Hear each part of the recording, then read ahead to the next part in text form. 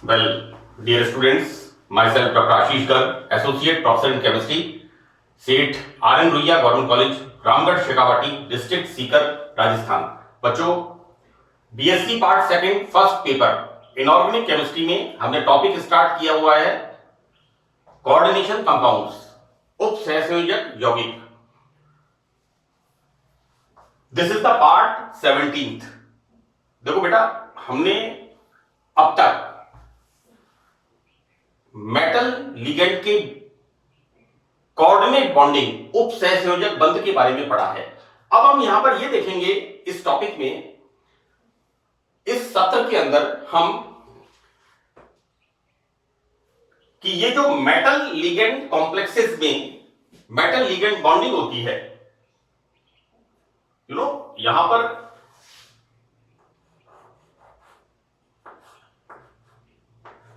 ये जो बॉन्डिंग होती है, इसको हम समझेंगे कि किस तरह से ये बॉन्डिंग होती है और इसका एक्सप्लेनेशन क्या है। तो बच्चों, explanation of bonding in transition metal complexes कि कोऑर्डिनेशन कंपाउंड्स में मेटल और लिगेंड के बीच में जो उप सहसंयोजक बंध बनता है, इसका मतलब इसका किस तरह से इसको हम एक्सप्लेन करेंगे, किस तरह से बताएंगे। तो देखो बेटा, मैंने पार्ट 16th में वैलेंस बॉन्ड थ्योरी, राइट, और वैलेंस बॉन्ड थ्योरी के अंदर दो तरह से बॉन्डिंग, एक मैंने बताया था आपको विद्युत उदासीनता सिद्धांत, और दूसरा यहां पर पक्ष बंधन, this is the back bonding, right. Part 16th में वैलेंस बॉन्ड थ्योरी मैंने बताया था, और वैलेंस बॉन्ड थ्योरी इन दो तरीके से, this is the valence bond theory, दो तरीके से, विद्युत उदासीनता सिद्धांत और दूसरा पक्ष बंधन सिद्धांत। इससे हम मेटल और लिगेंड के बीच में उप सहसंयोजक बंध को एक्सप्लेन करते हैं। हम देखते हैं बेटा यहां पर क्या होता क्या है। बेसिकली हमने अब तक ये पढ़ा है कि भाई ligands, lone pair of electron metal के खाली कक्षकों में, और ये खाली कक्षक कौन से होते हैं according to valence bond theory, hybridized orbitals, संकरित कक्षक होते हैं। और वैलेंस बॉन्ड थ्योरी में हमने ये भी पढ़ा था कि जितना ज्यादा डी ऑर्बिटल्स का पार्टिसिपेशन बढ़ता जाता है, बॉन्ड की स्ट्रेंथ भी बढ़ती जाती है, राइट। हमने विभिन्न प्रकार के संकरणों की बात की थी, हाइब्रिडाइजेशंस की बात की थी। नाउ वी स्टार्ट विद्युत उदासीनता सिद्धांत, राइट, कि किस तरह से यहां पर न्यूट्रलाइजेशन ऑफ द चार्ज है ना, किस तरह से यहां पर होता है। पॉलिन ने बताया कि मेटल लिगेंड बॉन्ड पूर्ण रूप से कोवेलेंट बॉन्ड नहीं होते, बल्कि इनमें आंशिक आयनिक गुण भी पाया जाता है, राइट। देखो बेटा, ऐसा है कि ये जो बात कही है, यहां पर लिगेंड मेटल को इलेक्ट्रॉन देता है, राइट। तो इलेक्ट्रॉन देने से मेटल के ऊपर फॉर्मल चार्ज, और फॉर्मल चार्ज कैसा फॉर्मल चार्ज आएगा, नेगेटिव, राइट। तो ऐसी स्थिति में क्या होगा, इसके ऊपर जैसे जैसे लिगेंड मेटल के साथ बॉन्ड फॉर्मेशन करता जाएगा, वैसे वैसे यहां पर मेटल के ऊपर फॉर्मल चार्ज, नेगेटिव चार्ज, इसको हमने कहा था नियमनिष्ठ आवेश, हिंदी टर्म है इसका नियमनिष्ठ आवेश, यानी फॉर्मल चार्ज मेटल के ऊपर बढ़ता जाता है। अब यहां पर यदि एक बात तो ये हो गई कि यहां पर ये जो बॉन्ड होता है, ये कंप्लीटली कोऑर्डिनेट बॉन्ड नहीं होता, इसके अंदर कुछ आयनिक लक्षण भी होते हैं, और आयनिक लक्षण को हमने किस तरह से बताया था कि मेटल के ऊपर कुछ नेगेटिव चार्ज, नियमनिष्ठ आवेश आ जाता है। अब बच्चों, होता यह कि यहां पर ये जो लिगेंड है, लिगेंड में डोनर एटम, फॉर एग्जांपल हम बात करें यहां पर NO2, जैसा मैंने बताया था, it is a ambidentate ligand, दोहरा दंतुक लिगेंड होता है। यहां पर ऑक्सीजन बॉन्ड बनाता है, तो यहां पर ऑक्सीजन की इलेक्ट्रोनेगेटिविटी ज्यादा होती है। मैंने इसको यहां पर लिखा है कि लिगेंड में डोनर एटम अधिक विद्युत ऋणी होता है, जैसे नाइट्रोजन, ऑक्सीजन, फ्लोरीन। तो धातु व लिगेंड के मध्य इलेक्ट्रॉन युग्म असमान रूप से सहभाजित होता है। इस प्रकार मेटल एटम पर कुछ धनावेश प्रेरित हो जाता है। होता क्या है बच्चों, बेसिकली कि जब लिगेंड से इलेक्ट्रॉन देने वाला, लिगेंड से मेटल को इलेक्ट्रॉन देने वाला एटम इलेक्ट्रोनेगेटिव होता है, तो वो क्या करता है, वो मेटल से कुछ चार्ज वापस ले लेता है। तो यहां पर हम बात ये करें कि यहां पर लिगेंड में नाइट्रोजन, ऑक्सीजन, फ्लोरीन ये कैसे हैं, इलेक्ट्रोनेगेटिव, इलेक्ट्रॉन आकर्षित करने वाले, राइट। तो धातु व लिगेंड के मध्य इलेक्ट्रॉन युग्म, यहां पर ऑब्वियसली ये इलेक्ट्रॉन देगा तो इलेक्ट्रॉन लेगा भी, तो यहां पर मेटल के ऊपर कुछ धनावेश प्रेरित हो जाता है। परिणामतः धातु परमाणु पर एकत्रित ऋणावेश काफी हद तक समाप्त हो जाता है, राइट। कहने का मतलब यह है, लिगेंड ने मेटल को इलेक्ट्रॉन दिया तो मेटल के ऊपर फॉर्मल चार्ज आएगा नेगेटिव, ऋणात्मक, राइट। लेकिन यहां पर लिगेंड के पास क्या है कि जो डोनर एटम है उसकी इलेक्ट्रोनेगेटिविटी ज्यादा है, तो ये वापस उससे इलेक्ट्रॉन ले लेगा। तो यहां पर बच्चों ये जो हम कह रहे हैं ना कि फॉर्मल चार्ज वाली पोजीशन, ये बैलेंस हो जाती है। तो पॉलिंग ने भी इस बात को बताया कि ये बॉन्ड कंप्लीटली कोऑर्डिनेट बॉन्ड, उपसहसंयोजक बॉन्ड नहीं होता, ये बॉन्ड, इसमें कुछ आयनिक कैरेक्टर भी होते हैं। तो बच्चों होता यह है कि मेटल से मेटल एटम एकत्रित ऋणावेश काफी हद तक समाप्त हो जाता है, जो कि लिगेंड के इलेक्ट्रॉन देने से जनरेट होता है ना, इसके ऊपर उत्पन्न होता है, जिसे हमने कहा नियमनिष्ठ आवेश। तो इसे हम कहते हैं विद्युत उदासीनता का सिद्धांत, राइट। यानी यहां पर ये इलेक्ट्रॉन दे भी रहा है और यहां पर देने वाला आइटम ज्यादा इलेक्ट्रोनेगेटिव होने के कारण मेटल से इलेक्ट्रॉन ले भी रहा है, राइट। इसे कहते हैं हम इलेक्ट्रॉन न्यूट्रलाइजेशन थ्योरी, विद्युत उदासीनता का सिद्धांत। फॉर एग्जाम्पल FeH2O6, ये लिगेंड है जल का अणु, वाटर मॉलिक्यूल। यहां पर इस 3+ संकुल के अंदर क्या कौन सा बॉन्ड बनेगा, यहां पर बच्चों इलेक्ट्रॉन कौन देगा, ऑक्सीजन। जल के अंदर इलेक्ट्रॉन डोनर एटम कौन सा है, ऑक्सीजन। यहां पर ऑक्सीजन के ऊपर 2 लोन पेयर ऑफ इलेक्ट्रॉन होते हैं। तो बच्चों यहां पर इस तरह से बॉन्ड फॉर्म होगा, right. We can say like this, इस तरह से। अब यहां पर बच्चों इस संकुल में हेक्सा एक्वो, इसके ऊपर आयरन थर्ड धनावेश है। अगर ऋणावेश होता तो हम कहते थे फेरेट, है ना। हेक्सा एक्वो आयरन थर्ड संकुल में आयरन ऑक्सीजन बंध यदि कोवलेंट होगा तो बच्चों यहां पर आयरन के ऊपर -3 फॉर्मल चार्ज। बच्चों यहां पर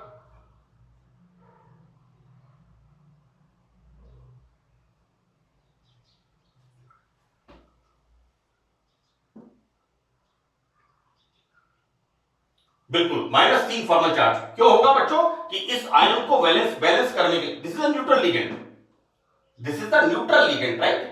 बच्चों ये न्यूट्रल लिगेंड है, ये कौन सी वैलेंसी है, सेकेंडरी वैलेंसी, राइट। तो यहां पर इसके बाहर भी, इस आयन के बाहर भी हम समथिंग Cl3 और व्हाटएवर Br3 और जो भी होगा, यहां पर बच्चों आयरन के ऊपर -3 फॉर्मल चार्ज, राइट। परंतु यहां इसमें 50% आयनिक और 50% कोवलेंट कैरेक्टर हो तो आयरन परमाणु पर आवेश यहां पर शून्य हो जाता है, न्यूट्रल यहां पर हो जाता है, राइट। अब हम बात करते हैं FeH2O6 2+ की। यहां पर आयरन की ऑक्सीडेशन स्टेट +2।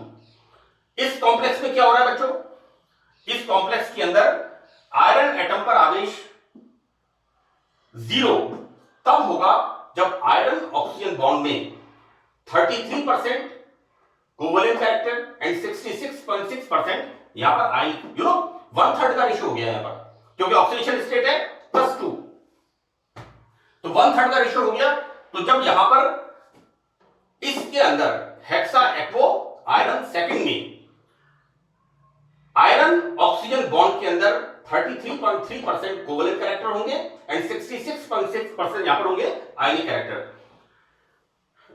बच्चों यहां पर यदि हम आयरन के अंदर वाटर की जगह अमोनिया ले लें, राइट, अभी हमने बात करी hexa aquo iron second and hexa aquo iron third, लेकिन यदि यहां पर हम H2O की जगह अमोनिया ले लें तो यहां पर बॉन्ड कौन बनाएगा? यहां पर मेटल नाइट्रोजन बॉन्ड। अब इस संकुल में क्या होगा? किसके अंदर? हेक्सा एमीन आयरन सेकंड और हेक्सा एमीन आयरन थर्ड। तो बच्चों इस कॉम्प्लेक्स में बनेगा iron nitrogen bond, metal nitrogen bond, right. हमने क्या किया यहां पर? हमने यहां पर H2O को NH3 से रिप्लेस कर दिया। तो बच्चों यहां पर क्या है कि ऑक्सीजन की तुलना में नाइट्रोजन की इलेक्ट्रॉनिगेटिविटी कम होती है। ऑक्सीजन की इलेक्ट्रॉनिगेटिविटी होती है 3.5 इलेक्ट्रॉन वोल्ट और नाइट्रोजन की इलेक्ट्रॉनिगेटिविटी होती है 3.0 इलेक्ट्रॉन वोल्ट, राइट। तो negativity of the nitrogen is less than oxygen. अतः एमओ बंध की तुलना में, एमओ बंध से मतलब बच्चों यहां पर आयरन ऑक्सीजन बॉन्ड की तुलना में, हम चूंकि यहां पर आप बात कर रहे हैं यहां पर आयरन H2O और यहां पर H2O में मेटल के साथ, आयरन के साथ कोऑर्डिनेट बॉन्ड कौन बना रहा है? ऑक्सीजन। तो यहां पर बच्चों मेटल ऑक्सीजन बॉन्ड की तुलना में मेटल नाइट्रोजन बंध में आयनिक गुण कम हो जाते हैं और यहां पर कोवलेंट कैरेक्टर बढ़ जाते हैं, राइट। अब बच्चों देखिए यदि धातु की ऑक्सीकरण संख्या बढ़ जाए,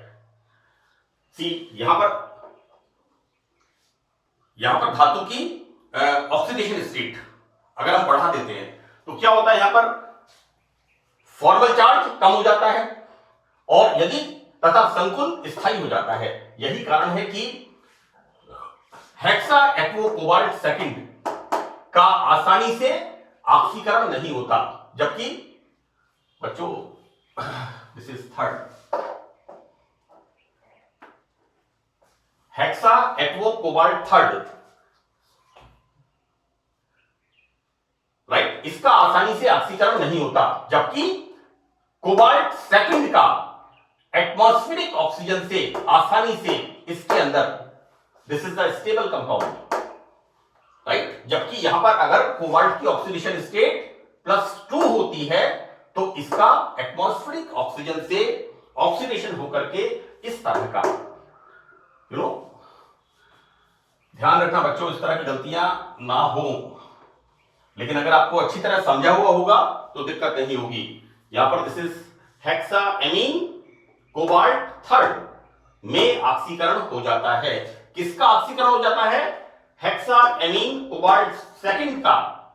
दिस इज अनस्टेबल, राइट। तो ऑक्सीडेशन स्टेट बढ़ने से फॉर्मल चार्ज यहां पर कम हो जाएगा, इसलिए यहां पर इसका +2 का कोबाल्ट +2 कॉम्प्लेक्स का कोबाल्ट +3 कॉम्प्लेक्स में ऑक्सीडेशन हो जाता है।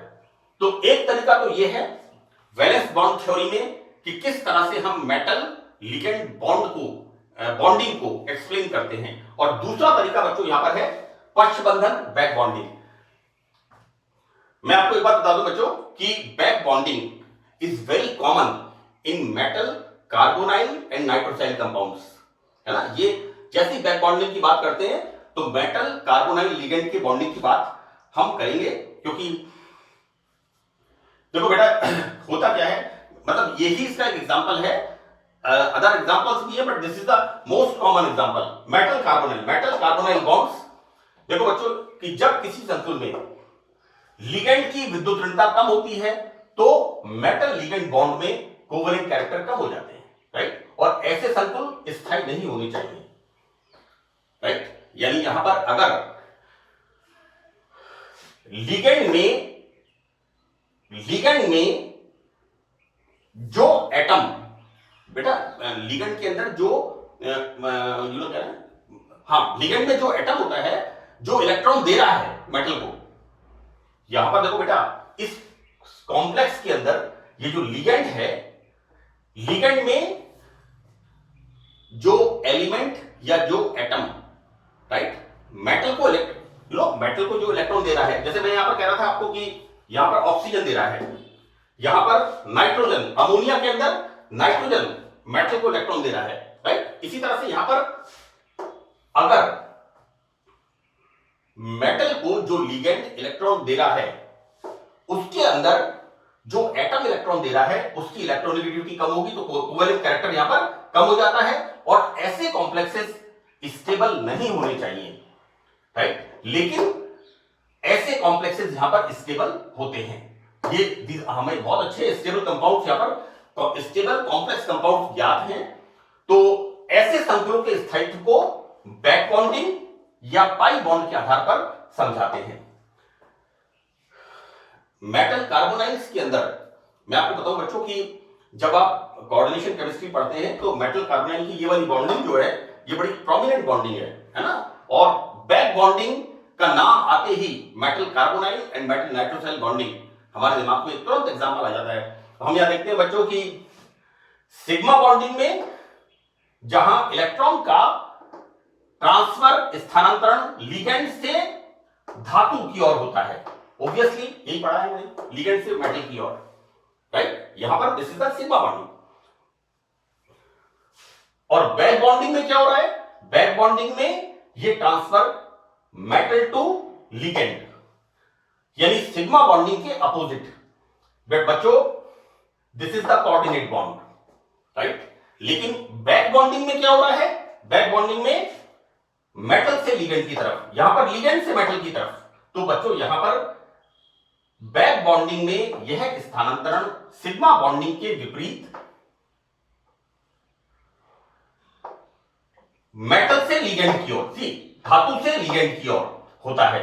अब बच्चों यहां पर पश्च बंधन में धातु के भरे हुए कक्षक लिगेंड के खाली कक्षकों से अतिव्यापन करके पाई बॉन्ड बनाते हैं, राइट।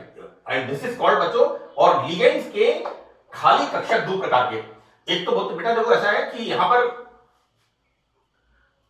जो लिगेंड्स हैं उनमें एक तो होते हैं, हो सकते हैं तो डी कक्षक, और दूसरे बच्चों इसके अंदर एंटी बॉन्डिंग पाई कक्षक यहां पर, राइट। हम इसमें देखेंगे बच्चों कि इनसे होने वाले अतिव्यापन, देखो बेटा ये वाले कक्षक कौन से हैं, मेटल के पास जिनमें इलेक्ट्रॉन्स हैं वो हैं डी ऑर्बिटल्स, राइट। और लिगेंड के पास अंडरस्टूड है बच्चों, कार्बन है, तो कार्बन में कौन से कक्षक खाली होंगे, पी ऑर्बिटल्स। तो ये जो बॉन्डिंग होगी ये बॉन्डिंग होगी d pi p pi, this is the bonding metal carbonyl, this is the this is the back bonding, और this is the sigma bonding जिसकी हम बात करते हैं ना कि लिगेंड ने मेटल को इलेक्ट्रॉन दिया इस तरह से, राइट, और यहां पर मेटल ने लिगेंड को वापस किया, this is the back bond. इस तरह से यहां पर ये बॉन्ड फॉर्म होते हैं। और बच्चों इसको हम कहते हैं यहां पर, तो देखो बेटा दो बातें हो गई यहां पर, एक मिनट के लिए, ये जो बॉन्डिंग होगी यानी यहां पर मेटल के भरे हुए डी कक्षक वापस लिगेंड के खाली पी कक्षकों को इलेक्ट्रॉन देते हैं, तो this is the D pi p pi overlapping, right. और ये तो बात हो गई कार्बोनाइल की, राइट। अब देखो बेटा ऐसा है कि यदि यहां पर हम H2O ले लें या NH3 ले लें, राइट, लेकिन इन लिगेंड्स में क्या होता है, इन लिगेंड्स के अंदर बैक बॉन्डिंग नहीं होती। तो बैक बॉन्डिंग क्यों नहीं होती है, क्योंकि इन लिगेंड्स के अंदर, इनमें ammonia and H2O, in ligands के अंदर पाई बॉन्ड बना सकने वाले कक्षक पूर्ण रूप से, यानी बैक बॉन्डिंग होगी ही नहीं। अगर हम यहां पर कार्बोनाइल की जगह H2O और अमोनिया को लेते हैं तो यहां पर बैक बॉन्डिंग संभव नहीं है, क्योंकि जो डी पाई कक्षक हैं भरे हुए, अगर हम जल लिगेंड यहां पर लेते हैं, अगर हम NH3 लेते हैं, तो जो लिगेंड है उनके अंदर जो पी कक्षक हैं वो पूरी तरह भरे हुए हैं, इसलिए इनके अंदर बैक बॉन्डिंग पॉसिबल नहीं है। तो this is the explanation and complete explanation of valence bond theory. बच्चों मैंने पार्ट 16 से इसको स्टार्ट किया था और ये 2 लेक्चर्स में इसको कंप्लीट किया है। ये बहुत इंपॉर्टेंट पार्ट है, कि मेटल और लिगेंड के बीच में जो कोऑर्डिनेशन बॉन्डिंग होती है उसका स्पष्टीकरण क्या है, हम किस तरह से उसको समझाएंगे. So that's all in this lecture. Thank you.